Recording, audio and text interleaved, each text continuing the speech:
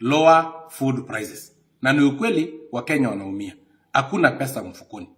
Na tujiulize, hii shida tulianza kupata lini?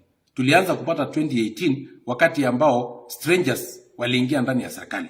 Na tukakuwa na serikali mbili. Serikali ya Uhuru Kenyatta na serikali bonoko ya Raila Odinga. Unfortunately, serikali yote mbili inahitaji mshahara. Na ndio sababu ukiona Raila Odinga na watu wake wakizunguka nchi ya Kenya, wako na fuel guzzlers, wako na cheskas, wako na mishahara kubwa kubwa. Na hii pesa inatoka kwa kuongeza bei ya bidhaa. Kwa sababu tulikuwa tunanunua before 2018 sukari kilo moja 90 shillings. Saa hizi ni 160. Tulikuwa tunanunua cooking oil before 2018 na shilingi 160. Saa hizi ni shilingi 360. Kwa sababu lazima ipatikane pesa ya kulipa mishahara ile serikali bonoko. Na pia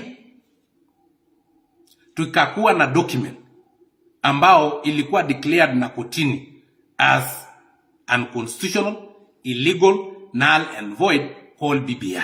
Na tulikuwa na steering committee ambao ilizunguka nchi ya Kenya. Ilikuwa na maofisi kubwa kubwa.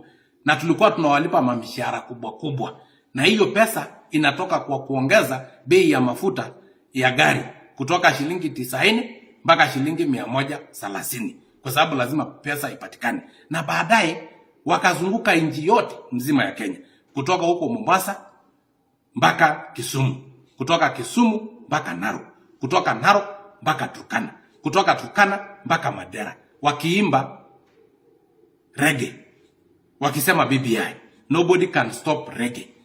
Ili hali hiyo pesa inatoka kwa wananchi.